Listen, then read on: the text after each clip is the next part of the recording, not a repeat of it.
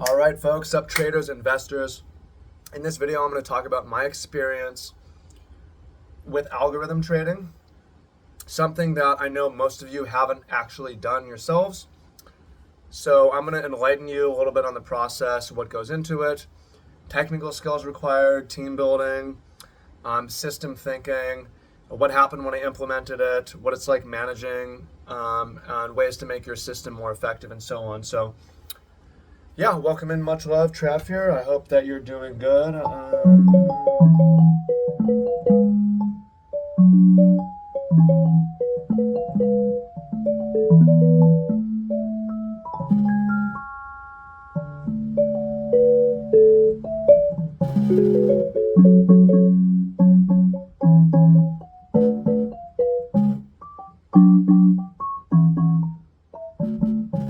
Okay, so we got to go way back. A couple things about my history. I took computer science in college, and I actually started learning to code when I was like 9 or 10, but it was super basic. I never got very far with it. I didn't enjoy it that much. But what I learned from that experience is I learned how to speak to computers in a simple rules based this after this, if triggers, filters, if not this, then. And later on, as I was trying to develop algorithms with teams and trading, it was obvious when people just didn't understand how it worked, when they're like, we need all these indicators and trade this. And I'm like, okay, well, put down some rules on step-by-step rules on paper, because the computer needs to understand, right? And they couldn't do it. And it's like, okay, well, you don't really understand trading. So you don't need to be very technical. I'm not, but it helps to know just enough to understand how to speak to computers. So just taking a little bit of code is very helpful, but you don't need to do much else. Now, another thing you should know about me is that I was a professional Magic the Gathering player, which is a competitive card game.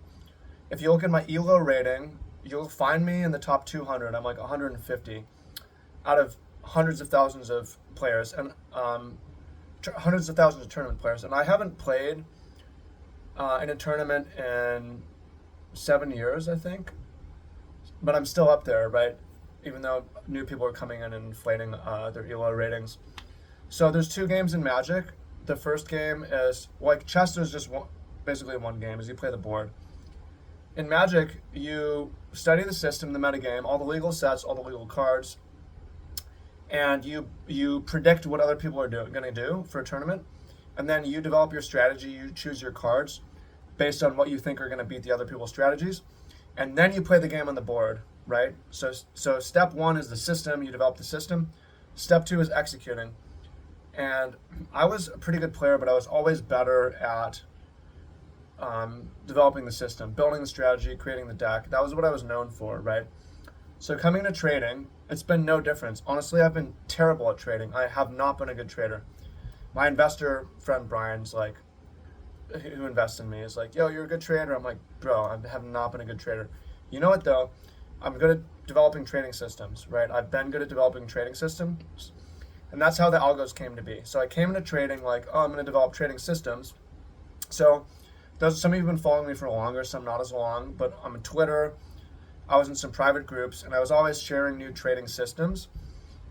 And I had various people who don't have the skill, and I don't know why I haven't. Like, I don't have the skill to write songs. I only play covers. I don't produce songs, right? I don't know what it is. I'm not creative when it comes to songwriting. I'm creative with trading systems. Some of you guys are creative with songwriting. You're not creative with trading systems. So as I'm posting these trading systems, people are seeing in me an opportunity because they don't produce trading systems, but maybe they code. So one of the first things that happened, times this happened, was my buddy, who's my business partner in Market Timing Pro, which is our system. I give him 20% of every sale. I own it, but he's not technical either. He hired a developer to develop one of my initial systems back in 2022. It was called TWU Daily Limit Strategy, and I didn't stick with it that long, but that was just the first time of like someone kind of coming around me and like, let's code your system, right? So, I mean, this is how it works, right? You don't need to know everything. If you're good at one thing, like, you don't need to fill the role I have. You could be uncreative coder, or you could just be a people person who links people together, or you could do something entirely different, right? But I believe in teams. Another thing is growing up playing team sports, soccer and basketball, you specialize. So I've specialized in fundamental system development, not the coding, not the trade execution, but ideas and bringing people together and selling that idea, getting in front of the camera as well. Now,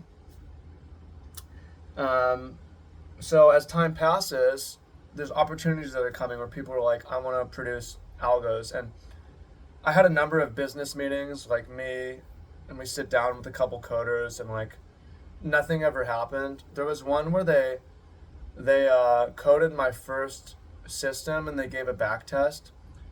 I don't remember what happened, but I was like, all right, we need to iterate on it, right? Because we're going to have to try like a lot of different variations. And they never iterated, so it just died off. And then we brought in some more coders who like talked a big game, and they never did anything. So I tried on my own also.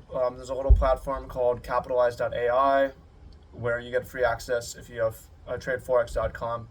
There's also one called Symphony. It was fun to play with, but these are like build your own algo. They're really simple and they only look at common indicators. So I don't really think there's any edge there. And I was frustrated. I knew I couldn't do it myself. Meanwhile, there was a kid who had DM'd me, said, hey, if you're interested in algo work, we can help. And I messaged him and I said, I'm working with somebody now, but maybe in the future.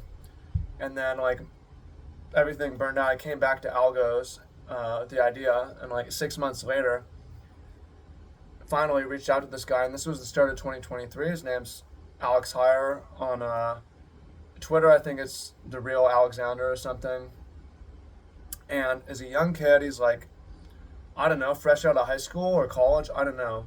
I think he dropped out of college. His Instagram is like building and launching rockets. And he's got different algos running. And I'm like, I'm interested in, well, why don't I deploy capital with this kid, have him invest in his algo, and then or have his algo plug into my account, and then I can pay him a percentage of the profit, right? So his strategy was with Forex, and I'm going to talk about why it didn't work, but it ended up losing me a lot of money. I don't blame him. It was tuition, we learned from it. But it allowed me to not trade for 2 months, which helped me this year in breaking my trading addiction, where I checked the charts every single day for years. I traded every day for years. And in those 2 months, that's when I started my private adventure hiking business and got that launched. That's when I started, restarted both my YouTube channels, and I've had tremendous growth. A lot of positive things happened from that time, even if we lost money. So the way that these algorithms worked was he used something called data mining, which is essentially where he's got his computer running, scraping data, 10-year history, and he's just like iterating of different things, like plugging in different things and seeing what works, plugging in different things and seeing what works. And he was able to find 200 profitable strategies on different assets. So we took the best ones or the least correlated ones, and then together tracked them all together over the past 10 years and looked at the results. Now, on any kind of back test, there's going to be a max historical drawdown, like the biggest loss, right? That's X percent. You can always change what the drawdown is depending on your risk tolerance or what the max historical drawdown would have been. So I'm trying to remember what it was, but it was pretty good returns. It was beating the market with less drawdown, and I'm watching it, let's send it. So there were some technical difficulties of different things. We had to restart a couple times, turn the bots off and on. There was one issue where there's this stupid first in, first out rule for Forex, where if you have multiple positions on the same asset, you have to close the first one rather than the second one. And we were trading the same asset at the same time in different time frames or different strategies, and it caused it to break, and we had to shut it down. We also had to develop workarounds around the slippage, around rollover period, and then just model in like slippage into the history. So there was different issues and errors and things we had to get through. Another issue, right? So I'm like, let's do it. I'm gonna deploy like a bunch of capital. So, and the max historical drawdown, I said, let's set that, whatever that risk was, let's set it at 25%. So what ends up happening is it loses the first trade, is never in profit, straight to drawdown, and over 2 months hits max historical drawdown. So I'm coming in here thinking, okay, well, it had a 25% drawdown once in 5 years. We'll probably hit a 25% drawdown at some point, but it's probably going to be years from now, so we can just let these algos run. For whatever reason, we fired it up, and it just negative 10%, another negative 15%. And for systems, you need a shutoff so you just don't die. So I like for system, if you make a new max historical drawdown, you kill the system, and you examine it and look at it. So while this is happening, I got a comment the other day saying, hey, you have psychological issues trading. You may have psychological issues trading algos, which cause you to be unable to do that too. And even though I lost money, I traded it perfect, which is I did nothing. I didn't look at it very much. And I shut it off when it hit max historical drawdown. That was all it was. So I executed perfectly for what it's worth. So it was like, all right, first off, this is insanely unlucky. How is it possible that in 10 years, one time it lost 25%? Since he developed the system, it had been live testing for 6 months and going up. And the moment I turn it on, I lose like 20, it was just a lot of thousands of dollars. Like, how is that possible? So I was like, yeah, it was just such a mind fuck. I knew it was crazy unlucky, but I also knew it's probably revealing a problem. There's probably something wrong with it. So here I investigated. I needed to know more about how he did it. Like, what are the samples? Okay, the sample for each one is like 100 different trades. So going back 5-10 years, it's not that many trades, right? Maybe trades once a month on average, these different assets. Okay, what's the edge? So the edge on these systems is pretty small. Like a common one would be 1R with a 55% win rate. So it wins 55 times, lost 45 times, win as large as a loss. Expectancy is 0.1. It's pretty small. And then it's like, why does it work? And it was like, we don't know why it works. That's a problem. It's not based on any fundamental, so we're not going to have a fundamental reason for why it should work or shouldn't work. I don't like that. So that was a lesson for me. I will always want my systems to be fundamental top-down before even coming in coding. Like, I've got a fundamental thesis, and then we're going to code it. So I was like, and at the same time, with Matthew Edwards, we're developing another system, which I'm going to go to, and I'm like, hey, this is where I learned the concept of fragility and robustness, okay? So a fragile system, you change any one thing and it breaks, right? A fragile system, you change the asset, it's no longer profitable. You change the time frame, it's no longer profitable. You change the stop loss setting, it's no longer profitable. You change the TP, it's no longer profitable. If it's over optimized for a certain thing, it's a problem. Now, what a robust system is, you change any one thing, it's still profitable. You change the asset, you change the time frame, you change the TP. Maybe it's less profitable than before, but it doesn't break it. So I said, higher, we got to take our portfolio of bots and try to break them. We got to see, does your same strategy work the same on every asset? And the answer was no, it didn't, right? So his Euro USD strategy didn't work on JPY USD. The JPY USD didn't work on GBP USD. So what it meant is it's much more likely that he just found noise, right? Because you can chart lightning. You can chart like Nicolas Cage movies he's played in, and has strong correlation to drownings by death in pool. point is, there's a lot of noise, and you need a larger sample size, and you need robustness, and it needs to make sense. So it's like, all right, well, we got super unlucky. That was crazy bad to hit max historical drawdown, but it revealed that this thing was probably flawed from the beginning. And so like you can even have back tests, and back tests don't work. So from here I learned you have to have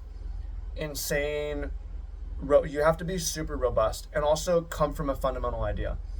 These things are slightly at odds because I'm going to talk about two trading systems, but we have a new algo produced. I've shared with you guys, I have ideas, and you've seen it, about how there's edges that exist in trading perpetual futures data on crypto, and it's a lot of it's based on there being a lot of degenerates in this space and not a lot of institutions to take advantage of it. And I gave these ideas to Hire, and he's coded them and has bots, and he launched them in the last week, and the bots are running. We can't really test that for robustness because there's not perpetual future funding data on gold, on stock market, and perpetual futures. I think the product came out in 2017, if I'm wrong, and really only got big in 2020. So we're only looking at like 5 years of data, right? So it's not really robust, but I still think there's something there because it's fundamental, right? And it is showing working. But when I produced the system, meanwhile, we're working with, the three of us work together, Matthew Edwards and Alex Hire, on MTP, Market Timing Pro, which is what I'm calling. It's a really basic trend following system where you buy, and I mean, this is really amazing. So, and I want to credit Matthew for this because I kept coming up with different ideas to put in the indicator, and his indicator is PineScript plugged into TradingView backtest. TradingView's got a pretty great backtesting platform, and which you can use if you're not very technical, by just plugging in a strategy. So anytime I gave an idea to Matthew Edwards, he had the dev make it customizable, and I got to thank the dev too. I've never talked to him. I don't know his name, but everything's like either an on-off switch or you can change the parameter, which means that the indicator that we got back was like a toy that we could play with the backtest. I can set the stop loss to 1 daily average true range, or 2 daily average true range, or 4 or 10 or 20. I can check a box that puts a trailing stop, and then I can change what the trailing stop is. I can put on a filter for a moving average. That moving average could look at the moving average of a different asset. I can put a filter for how old the breakout was, how the minimum age or maximum age. I can put filters for TP, advancing. There's so many different things. So what we got back, was a backtesting platform. So what the goal was is, let's make it as robust as possible. Let's take crypto assets, gold, and the stock market indices, and create a strategy that works on all three of these well, and not optimized for anyone in particular, because we could change the parameters. All the parameters are adjustable for Bitcoin, and make it so it had like a 1,000,000,000% return on a 10% drawdown or whatever, but it's not really realistic because it's optimized. So what's the one that gives the best general returns for Bitcoin, gold, and ETH? And we found a set of parameters, and I discovered things that I didn't know. Like, for whatever reason, the best stop loss is like, initial stop loss is 3.4 ATR. So from entry, price can move against you an average day 3 times, not get stopped out, and then it comes back and runs for a year in your favor. I wouldn't have thought, it doesn't make sense to me. I wouldn't have thought to do that, but that's what the results showed for a robust system. So now we have, I also created an alt short system, which is based on fundamentals, which is like, fundamentally, I think not every alt will go to zero, but there's a mass proliferation of alts. It happened this past year on Solana, pump.fun. You can just launch an alt, and there's massive alt inflation. Therefore, you can bet that really pumped alts are going to go down, especially if there's perpetual future funding data that supports this. And we found that a basic one computer backtested it works. It needs to be under the 200 moving average. This is what I failed to follow when I was manually trading it, and I shorted the breakout. Is everything is over the 200 moving average. The backtesting has told us to stop shorting under the 200 moving. I even came into the group and said, I know I'm not supposed to do this, but I'm going to continue to do it. And I was just stupid, but it's all good. That's why we're getting that algoed. Now, also working on getting the MTP trading system algoed slowly, but it's not necessary, I think, because again, I've been talking about it a lot recently. For a particular asset, it only trades on average once a month. So if you trade gold, Bitcoin, NASDAQ, and then schedule just the first of the month, you only out on average trade 4 days a month. So you can do that, and you're likely to make fewer errors. Because another thing that I learned is there's actually data, very robust research. I guess I don't know how robust it is, but there's research showing that there's an inverse correlation between how much time or how often you check your portfolio and portfolio performance. The more often you check, the worse you do. The less often you check, the better you do. Ideally, it's on average 1 week or less between portfolio checks. So my plan is to trade this system not as an automated algo, but manually, and get the short system trading algo automated, which I guess it's there, he's telling me, because that one requires daily check, and also run his portfolio or his it was my idea, but now it's his bot of his perpetual future strategy. And yeah, part of it's running like hedging long short. You can smooth your portfolio running different strategies, and it's hard to run a lot of strategies by yourself. It helps if you have computers running multiple strategies for you. I'm not yet in a place where I can offer the algos to anyone. I don't know how I would even do it legally, and it doesn't have enough history running. However, I can share with you the MTP system. There's a link to that down below.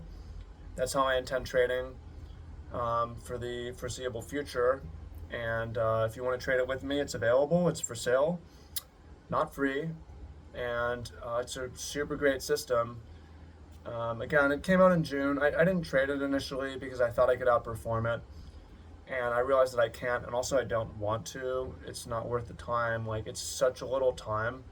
You could do it in 30 minutes a week, and I'm here an hour a day, slaving away, not beating it. So what's the point? Like, if you can't beat them, join them. So I'm joining them. Okay. Appreciate y'all. Much love. Talk to y'all soon. Peace.